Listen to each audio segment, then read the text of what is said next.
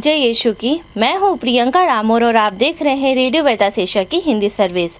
कलीसियाई समाचार में आप सभी का स्वागत है। कलीसियाई समाचारों में प्रमुख हैं। पॉप ने 21 नए कार्डिनलों की रचना की धर्म विधि संपन्न की। काराकोश की आगजनी में मारे गए लोगों के प्रति पॉप का शोक। कैथोलिक चर्च ने आदिवासी महिलाओं के लिए त्वरित सुनवाई और न्याय का आग्रह किया। कार्डिनल ने प्रमुख कृषि वैज्ञानिक की मृत्यु पर शोक व्यक्त किया। मणिपुर राज्य को धार्मिक इमारतों की सुरक्षा करने को कहा गया। विश्व प्रवासी दिवस नई दिल्ली में मनाया गया। झारसुगड़ा के गांधी चौक पर एक अंतर धार्मिक प्रार्थना सेवा का आयोजन किया गया।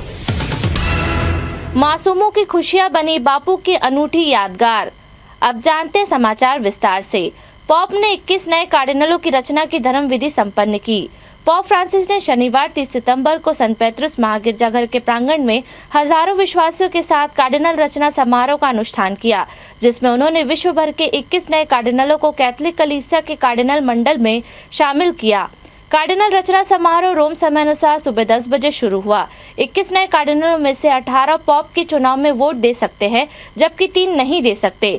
पॉप ने कहा कि कार्डिनलों की उत्पत्ति कलीसिया की सार्वभौमिकता को व्यक्त करती है, जो पृथ्वी पर सभी लोगों के लिए ईश्वर के दयालु प्रेम की घोषणा करना जारी रखते हैं। काराकोश की आगजनी में मारे गए लोगों के प्रति पोप का शोक। पोप फ्रांसिस ने ईरान में कराकोश की आगजनी में मारे गए और घायल हुए लोगों के प्रति गहन सहानुभूति का प्रदर्शन कर अपनी प्रार्थनाओं में पीड़ित परिवारों से समीप रहने का आश्वासन दिया है। पोप फ्रांसिस की ओर से वाटिकन राज्य सचिव कार्डिनल पिएत्रो पारोलिन ने मोसुल में सीरियाई कैथोलिकों के महाधर्माध्यक्ष बेनेडिक्टोस योहानहानो के नाम पर एक तार संदेश प्रेषित कर लिखा। पोप फ्रांसिस को कराकोश में भड़की आग के विनाशकारी प्रभावों के बारे में जानकर अत्यंत दुख हुआ है और उन्होंने इस त्रासदी से प्रभावित सभी लोगों को अपने आध्यात्मिक सामीप्य का आश्वासन भेजा। कैथोलिक चर्च ने आदिवासी महिलाओं के लिए त्वरित सुनवाई और न्याय का आग्रह किया। भारत के कैथोलिक बिशपों के कार्यालय ने दक्षिण राज्य में 3 दशक पहले 18 आदिवासी महिलाओं के साथ बलात्कार के लिए 200 से अधिक सरकारी अधिकारियों को दोषी ठहराने वाले अदालत के आदेश का स्वागत किया। मद्रास उच्च न्यायालय ने 29 सितंबर को 20 जून 1992 को धर्मपुरी जिले के गांव में तलाशी अभियान के दौरान बलात्कार करने के लिए तमिलनाडु राज्य के पुलिस, वन और राजस्व विभाग के 217 सरकारी अधिकारियों की सजा को बरकरार रखा। जिला अदालत ने 2011 में ही इस मामले में 269 अधिकारियों को दोषी ठहराया था, लेकिन उन्होंने अदालत के आदेश को उच्च न्यायालय में चुनौती दी थी। अनुसूचित जनजाति और आदिवासी लोगों के लिए भारतीय आयोग के कैथोलिक बिशप सम्मेलन के सचिव फादर निकोलस बारला ने कहा, हम उच्च न्यायालय के आदेश का स्वागत करते हैं क्योंकि इससे जीवित बचे लोगों को न्याय मिला है। कार्डिनल ने प्रमुख कृषि वैज्ञानिक की मृत्यु पर शोक व्यक्त किया। भारत में हरित क्रांति के जनक के रूप में जाने जाने वाले कृषि वैज्ञानिक और अनुवांशिकविद मोनकोनुबु संबाशिवम स्वामीनाथन का 28 सितंबर को निधन हो गया और ईस्टर्न रीट सिरो-मलाबार चर्च के प्रमुख आर्च बिशप जॉर्ज अलंचेरी ने शोक व्यक्त किया।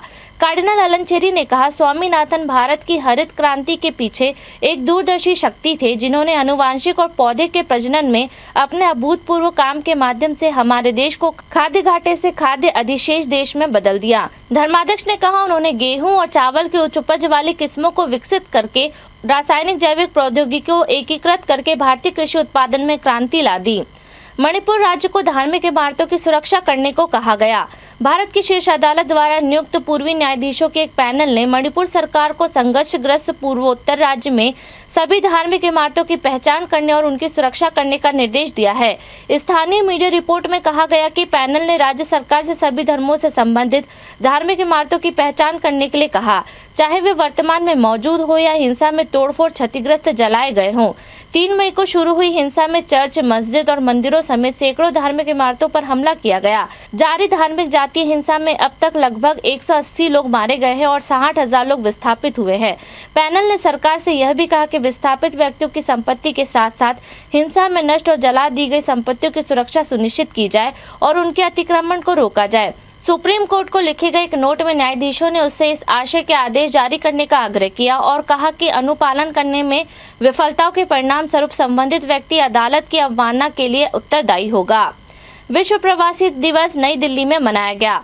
भारत में चर्च ने 300 से अधिक बर्मी कैथलिक शरणार्थियों और मणिपुर में जाति हिंसा से भागे लोगों के साथ राष्ट्रीय राजधानी में प्रवासी और शरणार्थी दिवस 109वां विश्व दिवस मनाया है। विश्व प्रवासी एवं शरणार्थी दिवस सितंबर माह के अंतिम रविवार को मनाया जाता है। इस साल ये 24 सितंबर को पड़ा।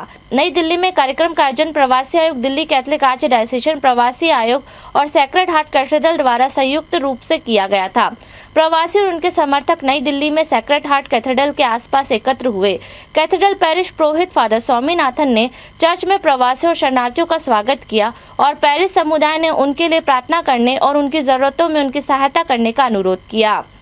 झारसुगड़ा के गांधी चौक पर एक अंतर धार्मिक प्रार्थना सेवा का आयोजन किया गया। आज भी हमारे भारतीय राष्ट्र और विश्व सभ्यता के साथ लगातार चल रहा है। रक्षक दूत के रूप में गांधीवादी विचारधारा पर बोलने के लिए एक उचित मंच प्रदान किया गया था। गांधी जी की गोली मारकर हत्या कर दी गई, लेकिन सत्य और अहिंसा की उनकी महान विचारधारा कभी खत्म नहीं होगी, हमेशा प्रासंगिक और अजय रहेगी। सत्य और अहिंसा की गांधीवादी विचारधारा दुनिया भर के शक्तिशाली देशों को भी सम्मान से सिर झुकाने पर मजबूर कर देती है। मैंने लोगों से शांति और समृद्ध समाज के लिए गांधीवादी विरासत को मजबूती से पकड़कर आशावादी बने रहने की भी अपील की। संदेश में चर्च की प्रार्थना प्रकृति भी शामिल थी, जो देश की शांति और समृद्धि के लिए नियमित रूप से प्रार्थना करती है।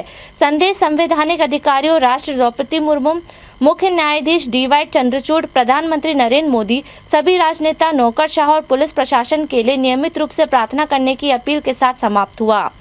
मासूमों की खुशियां बनी बापू की अनूठी यादगार। रेड चर्च कैथलिक सभा द्वारा झुग्गी बस्ती में महात्मा गांधी जयंती स्वच्छता अभियान एवं जन जागरूकता कार्यक्रम 2 अक्टूबर को आयोजित किया गया। मुख्य अतिथि धर्मप्रांतीय कैथलिक सभा अध्यक्ष एवं RECI राष्ट्र समन्वयक श्री मार्शल परेरा तथा धर्मप्रांतीय कैथलिक सभा इंदौर के उपाध्यक्ष श्री BA अल्वारिस अतिथि के रूप में कार्यक्रम में मौजूद थे। कार्यक्रम में ID कॉम्प्लेक्स स्कीम 140 के तकरीबन 100 बच्चे शामिल हुए। श्रीमती एनी सेबेस्टियन ने महात्मा गांधी के बारे में संक्षिप्त व्याख्यान द्वारा बच्चों को समझाया। सबसे आकर्षक रहा जाने माने पेंटिंग आर्टिस्ट श्री अमन स्टैनली द्वारा कैनवास पर गांधी जी की छवि को उकेरा गया, जिसके चारों ओर मासूम ने अपनी हथेली की छाप को दर्ज किया। समस्त जानकारी हमारे संवाददाता BA अल्वारिस द्वारा दी गई। इसी के साथ कलीसियाई समाचार समाप्त हुए। अगली बार फिर मुलाकात हो गई नई खबरों के साथ। नमस्कार। रेडियो वेरितास एशिया आपके लिए लेकर आए हैं RVA mobile app. RVA mobile app पर हमारे विभिन्न प्रकार के कार्यक्रमों का लाभ लें, हमसे जुड़े और एशियाई ईसाईयत की आवाज का हिस्सा बने। आज ही ऐप स्टोर एवं प्ले स्टोर से RVA मोबाइल ऐप डाउनलोड करें।